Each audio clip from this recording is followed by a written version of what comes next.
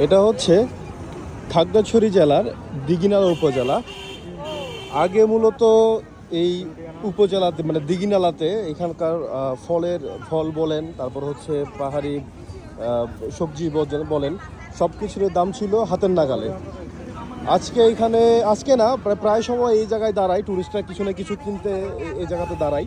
তো দাঁড়ালে দেখা যায় আপনার আগে এখানে ধান্না মরিচ কেজি ছিল 120, 150, 200 টাকা। এখন সেই ধান্না মরিচ এখানে কেজি 400 টাকা করে। আর মানে এই ধান্না মরিচের মতো যাবতীয় সকল যে ধরনের ফল ফুল শাকসবজি আছে সবগুলোরই বর্তমানে এখানে দাম বাড়তি। শুধু বাড়তি না, অনেক বাড়তি। খাগড়াছড়ি থেকেও এখানে দাম বেশি। এই দাম মরিচ কত করি? দাদার কাছে 10 টাকা কম, মানে কেজি 360 টাকা। ওই জায়গায় ছিল কেজি 400 করে, এদিকে কেজি 360 করে। আসলে এখানে বাংলাদেশের বিভিন্ন প্রান্ত থেকে টুরিস্টরা আসার পর এখান থেকে যাওয়ার সময় চাই একটু তরতাজা শাকসবজি কিনে নিতে।